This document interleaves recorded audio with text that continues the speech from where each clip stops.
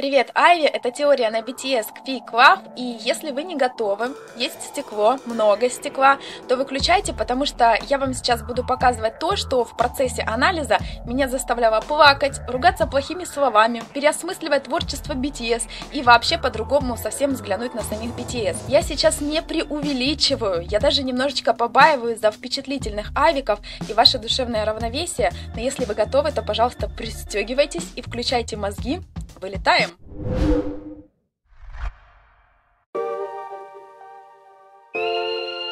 Умеет ли кто-то улавливать моменты, когда он влюблен? Может ли кто-то предсказать мгновение, когда любовь выскальзывает из сердца? Отчего людям не дана способность почувствовать тот самый миг?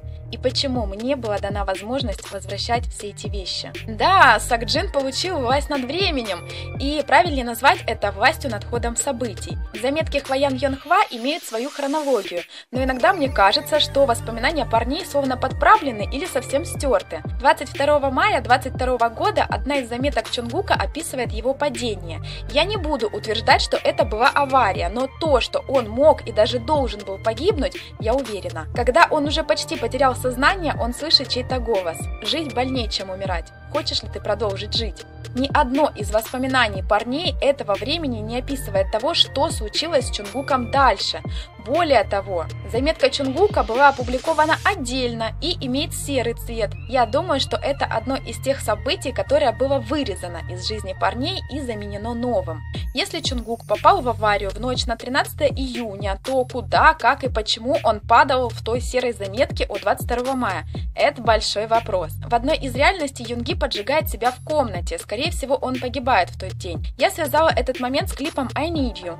В другой реальности на помощь Юнги приходит Чонгук. Мы наблюдаем за этой картиной через окно Сокджина в эйфории. В тот момент Сокджин наконец раздвигает шторы и протягивает руку. Это спасительная рука, но есть и третья реальность, в которой пожара не было вовсе, а сцена горящей комнаты Юнги приходит Чонгуку лишь в страшном сне. Слезы и кашель душили мои слова. Мы ведь обещали вернуться к морю вместе, только и смог сказать я, забегая в огонь. «Эй, ты чего, у тебя кошмары?» Я распахнул глаза, кто-то тряс меня за плечо. Как-то Хасок забрал Тэхёна из участка. Он видел, что младший не был в порядке, хотя сам Тэхён утверждал обратное. «Я в порядке, Хён. I'm fine». На этом они попрощались, и Тэхён пошел домой, но тут Хасок получил звонок. Это было за несколько минут до того, как Тэхён убьет своего отца, но убийство, как утверждают заметки, не состоялось. Неожиданное появление Хасока в доме Тэхёна в этот момент выглядит, конечно же, как облегчение, но оно совсем нелогичное. Вероятно, Хасоку звонил Сокджин, который знал о том, что должно было произойти. Моменты, когда Сокджин вмешивается в ход событий, скорее всего, связаны с лепестками, которые он вот так вот собирает в ладошки и кладет на пол, и с образованием раскола Сокджина, но это меня пугает, и в этом я не уверена. Magic Shop – это психологический прием, при котором страх обменивается на что-то позитивное. Как в фильме «Эффект бабочки», проводником во времени для Джина, скорее всего, служит красный дневник. Но не будем забывать также про фото и видео.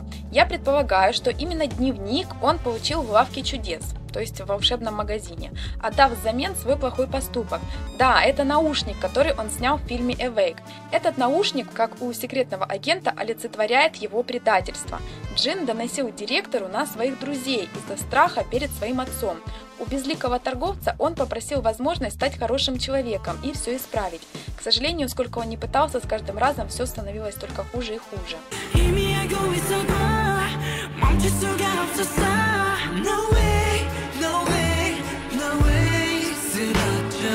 Посмотрите на это, узнаете? Да, это тот самый карточный домик, о котором поют BTS.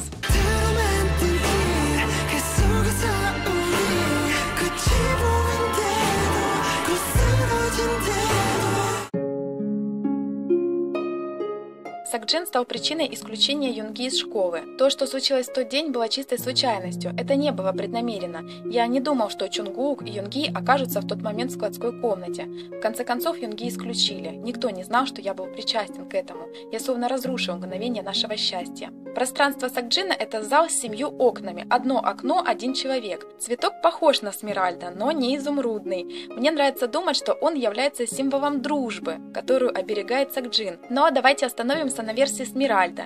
Это тайна, которую он одержимо пытается скрыть от остальных. Сокджин испытывает отвращение к себе из-за своего предательства. Вероятно, свое окно он закрыл первым. Также он прерывает общение с остальными. Символично он закрывает все 7 штор. Последняя относится к Чонгуку, и Чонгук погружается в темноту. Сокджин словно стал отправной точкой, после чего все, кроме Чонгука, стали один за другим отдаляться друг от друга.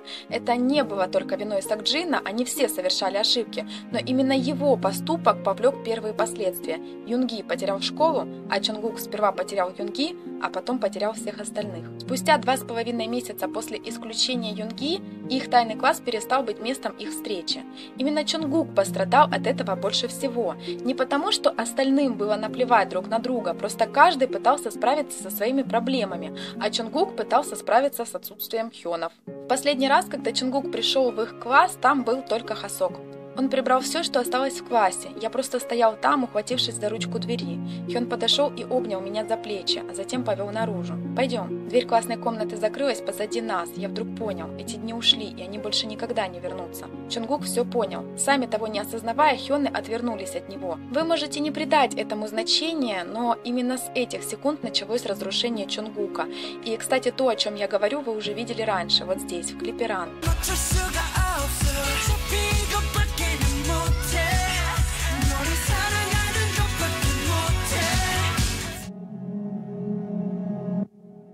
Вместе с тем пространство Хасока представляет из себя танцкласс. У того меня, что был в зеркале, ноги могли не касаться пола. Он был в гармонии с этим миром. Да, Хасок, будучи талантливым танцором, цеплялся за образ в зеркале, потому что именно тогда он был почти идеален. Он полюбил альтернативного себя, свободного от рамок и болезненного прошлого. Это реально было очень жестоко по отношению к настоящему себе, и скоро вы поймете почему. Настоящий я сдавался множество раз. Я улыбался, когда ненавидел, и смеялся, когда грустил. Бесконечные вспышки воспоминаний и обмороки преследовали меня, несмотря на таблетки, которые я принимал. Поэтому я оттачивал каждое движение, не отрывая взгляда от того, кто смотрел на меня из зеркала. Так мне казалось, что я счастлив. Я хотел защитить эти моменты. Атрибуты парка развлечений указывают нам на воспоминания из детства, когда мама бросила его, оставив только шоколадный батончик. И теперь, чем больше Хасок ловил обмороков и вспыхивающих видений из детства, тем усерднее глотал таблетки и тренировался, оттачивая идеального себя в зеркале. На самом же деле не видения его преследовали, а он гонялся за ними. В болезненных воспоминаниях он черпал силы для своих бесконечных тренировок. Чем больше он страдал, тем идеальнее становилось его отражение. Поэтому Хасок снова и снова переживал тот день, где он все еще стоит под каруселью и ждет свою маму. Это воспоминание парка ловушка, в котором он запер сам себя. Кто смотрел мою теорию на сингулярити, где я рассказывала про раскол личности Тэхёна, тот уже, наверное, все понял. Да, внутри Хасока родилась вторая личность. Почему я так думаю? Да потому что именно ей предназначался этот торт с одной свечкой в Highlight Reel. Так, а батончик означает, что мама не вернется. Съесть его все равно, что принять эту правду, смириться, уйти из парка воспоминаний и продолжить жить. Но если Хасок перестанет мучить себя и жить прошлым, то идеальный парень тоже исчезнет, а Хасок слишком любит его, чтобы потерять. Это жертва. Жертва настоящим я, который навечно проваливается в болезненные воспоминания, как в зыбучий песок, ради счастья того идеального парня, который съедает батончик и становится свободным. Безликий хозяин волшебного магазина принимает эту жертву и отдает торт. Так что прощай, настоящий Хасок, и с днем рождения тебя, идеальный парень из зеркала. Пространство Тэхёна похоже на подземку или место под мостом. Мы даже слышим некий характерный звук. Это укромное место железнодорожной станции, которое упоминается в заметках Тэхёна. В его руках телефон. Он хочет позвонить, как мы можем догадаться, Намджуну, но тот превращается в песок. Это момент прозрения Тэхёна. Теперь это все выглядело словно фальшь. Теперь это все выглядело словно ложь. Тэхён был не такой, как все. Он словно пришел из другого мира. Я говорила об этом в теории Надианы, да и вообще много где. Слишком доверчивый, наивный и добрый. Но была в нем и другая сторона, склонная к агрессии. Она стала результатом бесконечных побоев со стороны отца. Из заметки Хасока про Тэхёна. В моем сердце завывал ветер. И если я себя так чувствовал, то что должен был сейчас чувствовать он? До какой степени его сердце было растерзанным и сломанным? Оно у него вообще еще было? Как много пыток его сердце способно выдержать. Не буду ходить вокруг да около, ведь все это уже было в моей теории на сингулярити. В момент срыва, когда Тэхён бросился на отца, его мир перевернулся, и личность раскололась на того, у которого всегда I'm fine, и на другого, который save me. Разбитая бутылка поранила мои руки. Я закрыл глаза, и мой мир перевернулся. Бесчисленное количество телефонов с надписью-перевертышем «I'm fine, save me» – это все те разы, когда он влипал в неприятности и ждал поддержки от Намджуна. Теперь Тэхён осознал, что он один и должен полагаться сам на себя, что Намджун не сможет решать всех его проблем. Big Hit нам так и не показали Беки-Буки, что в конце отдал Тэхён. Но взамен он получил рюкзак из Highway Trio. Мои мысли разнятся относительно этого момента, они буквально противоположны. Сказать, что я запуталась, наверное, вообще ничего не сказать, но я рискну предположить, что безликому хозяину Тэхён мог отдать свои страхи, пожертвовав доброй и наивной натурой, уникальной для этого мира. Соответственно, из магазина ушел тот, кто является I'm fine и может защитить себя. По грязному песку куда-то шли муравьи. Есть ли кто-то, чей путь дольше и труднее моего? Может, он тогда мне подскажет, виднеется ли там конец моего пути? Пространство Намджуна также отражает его образ жизни. Он в ловушке бедности. Мы видим контейнеры из I need you, reflection и так далее. Здесь есть подвесные ручки из автобуса. Они символ того, что Намджун сбегает от тех, кто в нем нуждается. Я не имею понятия, вернусь ли я сюда снова и увижу ли когда-нибудь своих Хёнов и Танценов. Мы должны выжить. Намджун уехал домой, оставив проблемы друзей на их плечах. Его нельзя обвинить, он не мог им помочь, поскольку был вынужден выживать сам. Позже он вернулся, но это был очередной побег, на этот раз от ответственности за свою семью. Автобус тронулся, у меня не было никаких планов. Не было того, что влекло меня вперед, как и того, что заставляло убегать. Это был скорее легкомысленный порыв избежать уставшего лица моей матери, бестолкового Танцена и болезни моего отца. Здесь есть зеркало, в котором Намджун видит другого себя, не обремененного финансовыми трудностями. Но это совсем другой человек. В момент контакта через зеркало между Намджуном и Чунгуком можно проследить в заметках несколько раз. В заметке 22 мая 22 года Чунгук спрашивает Намджуна: «Хён, смогу ли я стать похожим на тебя?» На что Намджун отворачивается от Чунгука без ответа. Вроде ничего такого, но да, это еще один пример того, как Чунгук тянется к кому-то из Хёнов и оказывается отвергнутым. Через время Чунгук снова говорит ему: «Хён, я хочу быть таким же взрослым, как ты», на что Намджун снова молчит. Я тогда ничего не ответил, но лишь потому, что сам еще не был взрослым. Хоть я и желаю светлого будущего для Чунгука, но не могу обещать, что всегда смогу помогать ему. Да, Намджун не чувствовал себя взрослым, как и тем, кто может стать опорой для остальных. И не то, чтобы его обременял сам факт бедности, но именно это мешало ему перестать париться о себе и помочь друзьям. Намджун опять сбежал, но на этот раз от самого себя, позволив тому незнакомцу поглотить себя без следа. Безликий хозяин магазина принял осколок, в котором растворилась личность настоящего Намджуна, того, что был не способен помогать остальным. Он и его друзья должны были выжить, и именно это он попросил у Безликого. Взамен он получил резинку для волос. Вы ведь помните, что он отдал ее нуждающейся девушке в Highway Trio? Эта резинка – символ обретенной возможности помогать другим. Пространство Чимина включает в себя несколько образов. Во-первых, это танцкласс, где он практиковался с Хосоком и поранил руку в Highway Trio. Во-вторых, это изображение леса на стене, которое встречалось довольно часто, включая короткометражку Чимина Вай и Хосока Мама. Этот образ леса связан с Хосоком и похож на символ их дружбы или общей мечты. В разных песнях BTS лес упоминается как нечто, что очень близко находится к мечте. Возможно, также лес связан с цветущим дендрарием, ставшим причиной панического страха Чимина. Но на данный момент не хватает ключевых заметок, поясняющих, что именно произошло с маленьким Чимином. После пикника он попал под дождь дендрарии и набрел на заброшенный склад. Догадываюсь, что там будет что-то кровавое. Но пока что я не могу выстроить полную картину страхов Чимина. Сегодня я впервые солгал. Я равнодушно посмотрел в глаза доктора, изображая депрессию, и безучастно произнес: «Нет, я ничего не помню». В этот момент происходит раскол личности Чимина. В его сознании появляется тот, что солгал доктору, и постепенно лжи становится так много, что настоящий Чимин оказывается в ее ловушке. Вода и дождь имеют особую символичность в истории Чимина. У меня есть догадки на этот счет, как и причины полагать, что с образом настоящего Чимина связан дружелюбный мальчик, а тот, что в Гун, он одинок, холоден и не умеет улыбаться. В песне Чимина Ва есть слова, где он просит вернуть ему улыбку, а в короткометражке Ва есть вот эта фраза: «Я в ловушке внутри себя, я мертв». Поэтому сейчас я бездоказательно предположу, что вода, затопившая комнату, погребет под собой настоящего Чимина. Его страх, связанный с Дендрарием, и чрезмерное желание заполучить признание причинили боль другим, и это стало причиной возненавидеть настоящего себя. Чимин просил Безликого оградить его друзей от него самого, поэтому в жертву была принесена дружелюбная сторона Чимина, а взамен был дан зонт, который является символом одиночества и отчуждения. Объятый пламенем дом, его стены и потолки превратились в сплошное огнище. Это был мой дом, в котором я жил, и он обрушился, словно был сделан из песка. Пространство Юнги – это ветхая комната мамы, погибшей во время пожара. Юнги был свидетелем пожара, и на вопрос людей, есть ли кто-то дома и где его мама, он повторял, что дом пуст, что в нем никого нет. Тогда он сам не понимал, что говорит. Впоследствии он будет винить себя. Его страх мешал ему заниматься музыкой. Он напоминал ему про маму, которая играла на пианино и погибла по его вине. Он считал, что причиняет боль тем, кто оказывается рядом, поэтому он был груб и дерзок. Словно наказывая себя за прошлое, он жил саморазрушением, курил и пил, не думал о будущем, и все бы как бы ничего, никаких тебе раздвоений или чего-то такого, если бы не одна заметка. Я снял с себя футболку, мое отражение не было похожим на меня, и эта надпись «Dream» совсем не мое. В обтяжку, ярко-красная и с этой надписью. Она не подходила мне.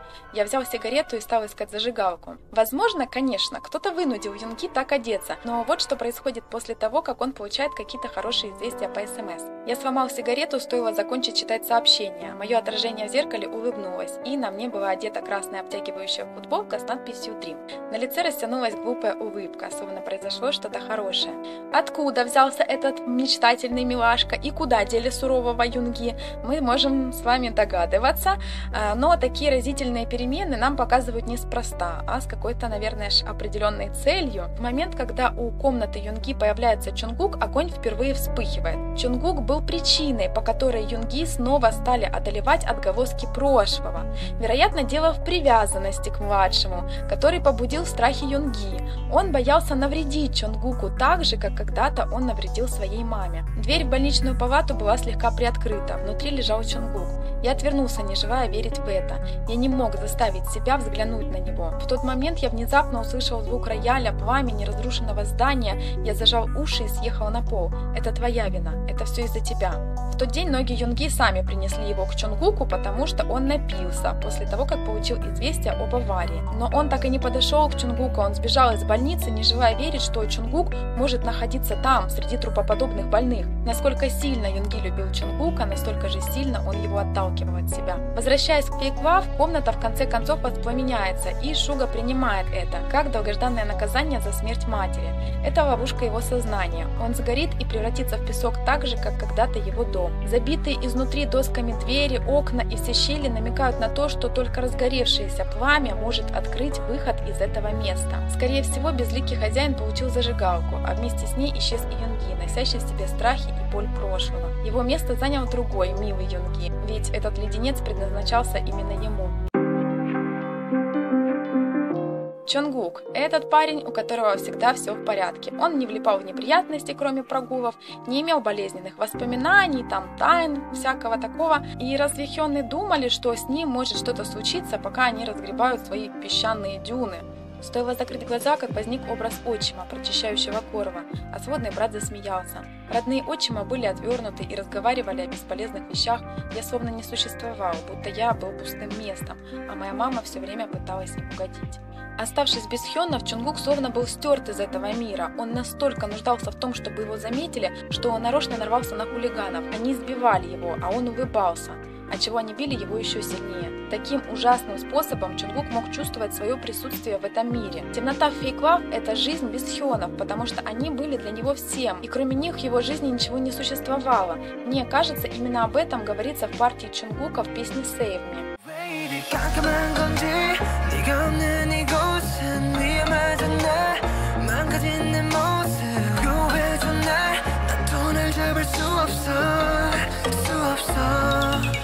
Я поднялся на крышу строительной площадки. Ночной город был затянут пугающей темнотой. Я встал на перила, раскинул руки и пошел. На мгновение мои ноги дрогнули, и я чуть не потерял равновесие. «Еще один шаг, и я умру», — подумал я. «Но если я умру, все будет кончено. Если я исчезну, грустить будет некому». В этот раз все обошлось, но обошлось ли на самом деле-то, а? Я на самом деле считаю, что Чонгук спрыгнул или упал. Возможно, в эту ночь или какую-то другую. А серая заметка как раз описывает этот момент. Мое тело парило по воздуху, но оказалось на твердой земле. Хён и Чонгука не догадывались, что он перестал держаться за этот мир. Детонация Fake Love в пространстве Сокджина может быть связана именно с этим событием, но я также думаю, что друзья Сокджина начали умирать один за другим. После смерти Чонгука Юнги сгорел бы в комнате 2 мая, потому что младший не смог бы спасти его из пожара. Тогда, 19 мая, Чимин не пошел бы в дендрарий без Юнги, а значит он вернулся бы в больницу и утонул в ванной. Хасок, потеряв друга в лице Чимина, принял бы лишнюю порцию таблеток и не смог бы предотвратить убийство отца ТТ. ТТ, разумеется, вряд ли бы с этим справился. И потом бы был Намджун, который не ответил на звонок Тэхёна, закорил себя. Остался бы только Джин, если бы, конечно, он вообще остался. Чонгук запустил эту цепочку, и все окна, символизирующие Сокджина и его друзей, взрываются по очереди, одно за другим, пока он отчаянно пытается сберечь свой секрет. Но все это становится бессмысленным, если их больше нет, поэтому цветок превращается в песок. Это побуждает Сокджина вернуться в прошлое, где он предлагает Чонгуку выбор – жить или умереть. В моей альтернативной версии в этот момент также вписывается Тэхён. Сколько раз Сокджин мог что-то менять и проживать это все снова и снова, я даже боюсь пытаться предположить. Но в итоге, если судить по Fake Love, Чонгук нашел для себя выход. Почему он получил от Безликого именно ключ? Символично он хотел снова открыть их класс, за дверью которого Хёны всегда будут ждать его. Но это было невозможно, пока они продолжали избегать его, поглощенные своими проблемами. Поэтому Чонгуку нужны были именно те Хёны, у которых больше никогда не будет проблем. Они всегда должны были быть I'm fine, чтобы оставаться рядом с ним. Я всерьез думаю, что именно Чонгук спровоцировал то, что одна из личностей Хёнов была принесена в жертву ради свободы второй. Все его поступки были направлены на это. Но Чонгука нельзя винить, он просто, как и остальные, должен был выжить сам. Поэтому Чонгук получил от Безликого ключ в виде способов открывать ловушки старших. Так он подбросил батончик и освободил идеального Хасока. С его присутствием вспыхнул огонь в пространстве Юнги, ведь огонь – это воспоминания про маму, которые возникали каждый раз, когда Юнги видел Чонгука. В конце концов он сгорел, явив миру совсем другого милашку Юнги. Картина на стене Чимина тоже проявляется в тот момент, когда рядом Чонгук, в остальных кадрах ее нет. Его присутствие зажигает экраны телефонов на стенах Тэхёна. Я без понятия, что это значит. И Намджун. Чонгук словно заманивал его в зеркало. Он будто нарочно повторял ему постоянно, что хочет быть на него похожим, пока Намджун не решился стать тем идеальным взрослым Хёном, каким его видел Чонгук. И нет, Намджун отправился совсем не навстречу к благополучию и к деньгам. Он шагнул навстречу к Чонгуку, став тем, что всегда будет опорой для него и остальных. Вешалки – это символ двойственности личности, как я уже говорила в теории на сингулярность. Их 6 штук, на каждого, кроме Чонгука, потому что он единственный, чья личность не была расколота. Вешалки пусты, а значит они уже покинули это место, и чтобы попасть к ним, Чонгук тоже должен отдать что-то взамен. Чонгук заплатил эту цену и также смог одеть маску I'm fine. Но это уже не столько про 7 школьников, сколько про реальных BTS и золотого, а значит идеального Макне, которым он стал ради них.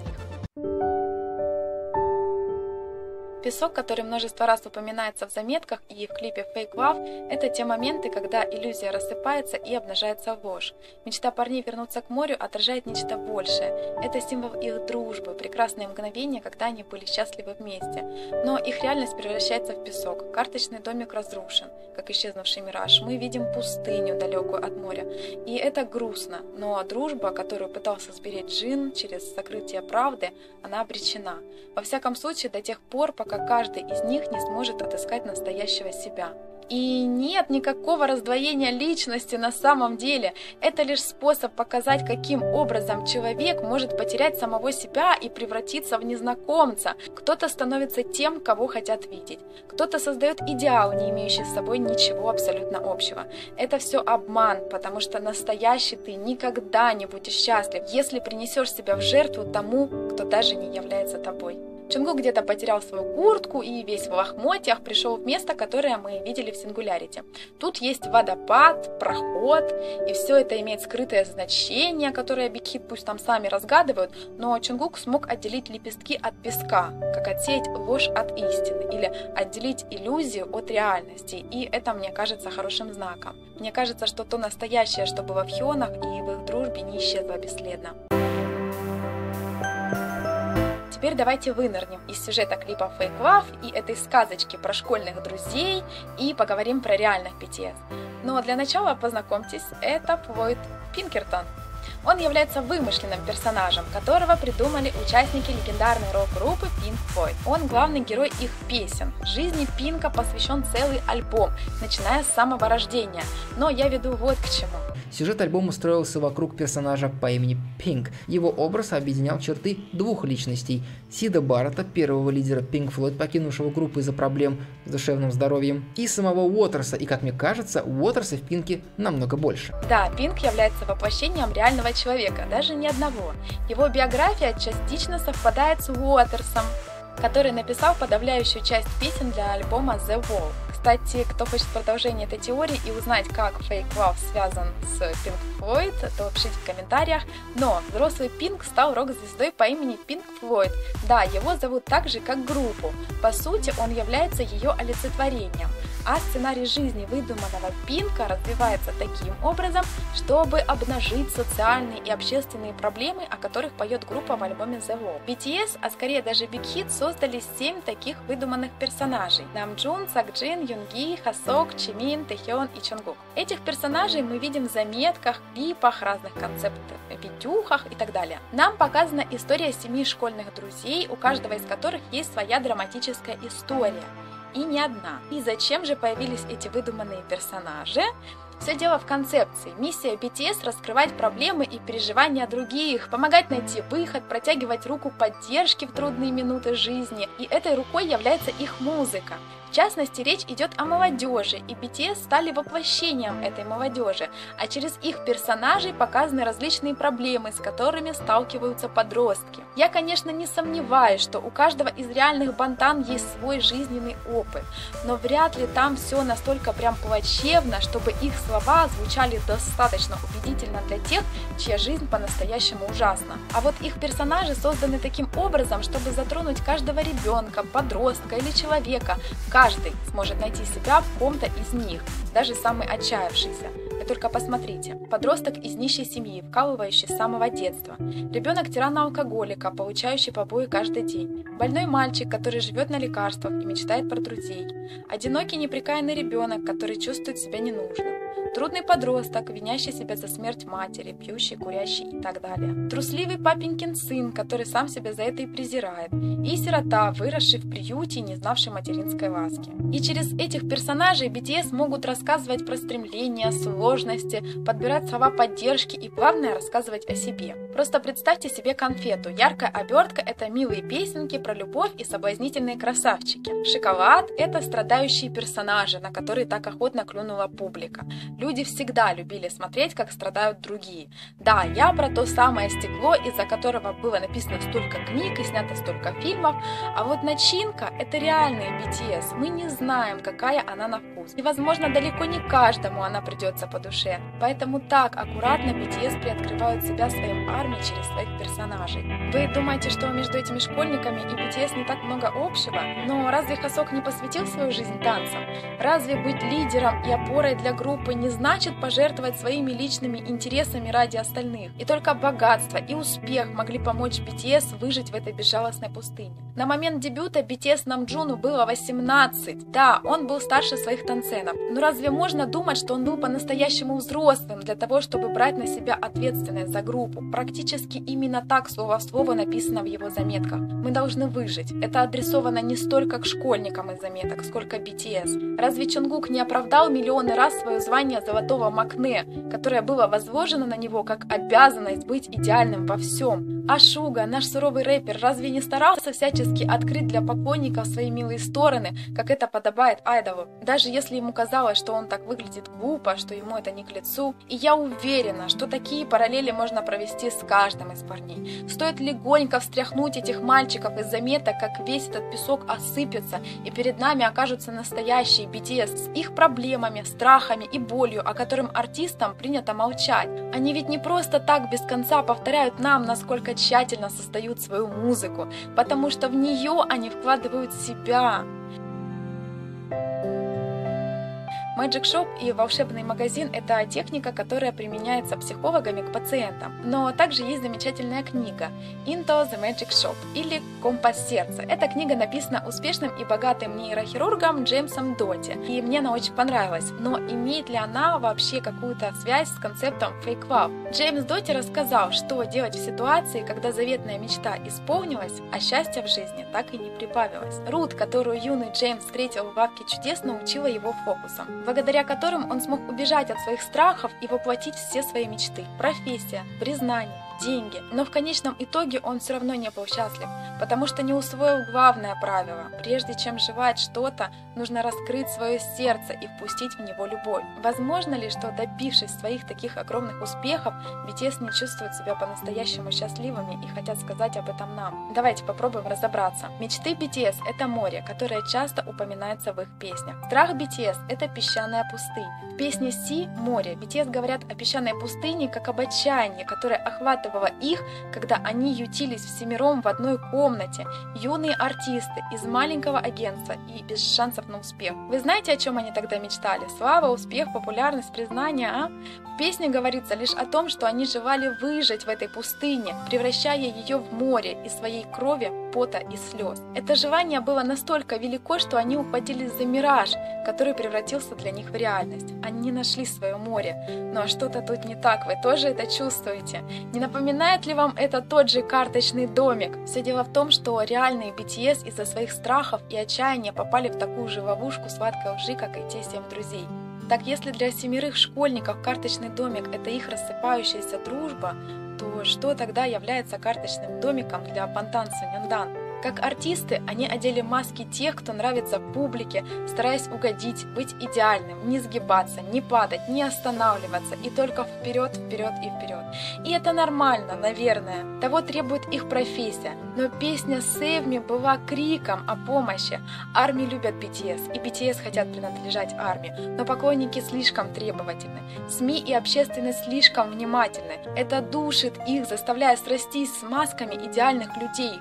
Подумайте об этом. Популярность BTS не будет вечной. Вы вправе полюбить другую группу, вправе посвятить себя семье или строить свое будущее, тратя все меньше и меньше времени на своего кумира. Но BTS они не смогут поменять фэндом и будут оставаться верны только армии до тех пор, пока время, которое ускользает как песок, не погребет их под собой, как этот песчаный кирпич. Именно с этой целью он был показан нам в клипе. Как вы поступите, если ваши идеалы вдруг снимут маски или их сорвут пронырливые СМИ? Сколько боли и разочарования они тогда способны будут выдержать? Песня Fake Love – это история о том, как 7 парней были принесены в жертву ради тех, кого вы так преданно любите и благотворите прямо сейчас. Пишите свои мысли в комментариях по этому поводу и поставьте мне большой палец вверх. Я очень старалась над этим видео. Все, саран-саран, с вами была Ариран, я вас всех люблю и целую. Пока-пока-пока.